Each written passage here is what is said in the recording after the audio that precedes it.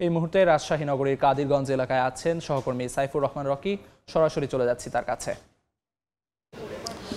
রাজশাহী নগরীর একটি coaching centre আজ ভোর থেকেই কিন্তু সেনাবাহিনীর সদস্যরা ঘিরে রাখে এবং এখানে তারা খবর পান বিপুল পরিমাণ এখানে অস্ত্র এবং বিস্ফোরক দ্রব্য আছে।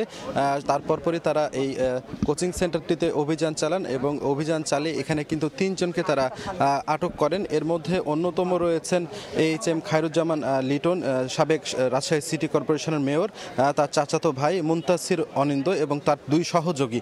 আমরা সেনাবাহিনীর যে সদস্যরা এখানে অভিযান পরিচালনা করছেন তাদের সঙ্গে কথা বলেছি। তারা যেটি বলছেন যে এখানে আসলে বেশ কিছু দেশীয় অস্ত্র পাওয়া গেছে, এখানে আসলে বেশ কিছু বিস্ফোরক দ্রব্য পাওয়া গেছে, যে কারণে এখনই সংবাদকর্মীদের সেখানে ঢোকানো সম্ভব হচ্ছে না। আর কিছুক্ষণের মধ্যেই বোম ডিসপোজাল টিম এখানে এসে উপস্থিত হবেন এবং এই বোম ডিসপোজাল টিম এসে বোমাগুলো নিষ্ক্রিয় করার পর আসলে গণমাধ্যম কর্মীরা এর ভেতরে আসলে প্রবেশ করতে পারবে।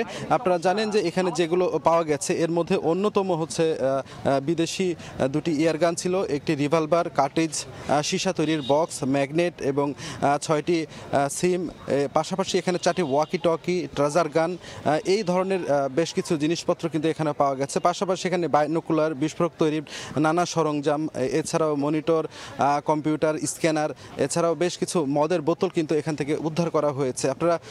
আপনাদের জানিয়ে রাখি যে এই অনিন্দ কিন্তু এর আগেও কিন্তু বেশ কয়েকবার কিন্তু আইনশৃঙ্খলা বাহিনীর কাছে গ্রেপ্তার হয়েছিল। তার মধ্যে অন্যতম যে 2টি মামলা ছিল, হলি অটিজনের যে জঙ্গি হামলা মামলা, সেই মামলায় তিনি গ্রেপ্তার হয়েছিলেন। পাশাপাশি রাজশাহী বিশ্ববিদ্যালয়ের ইংরেজি বিভাগের শিক্ষক রেজাউল করিম হত্যা যে ঘটনায়, সেই ঘটনায় কিন্তু এই অনিন্দকে কিন্তু গ্রেপ্তার করা হয়েছিল। আর কিছুক্ষণ পরই এই বোম ডিসপোজাল টিম এখানে এসে উপস্থিত হবেন এবং তারা সেটি বোমগুলো নিষ্ক্রিয় করবেন বলে আমাদেরকে জানিয়েছেন। তো এই ছিল আমার কাছে রাজশাহী থেকে সর্বশেষ।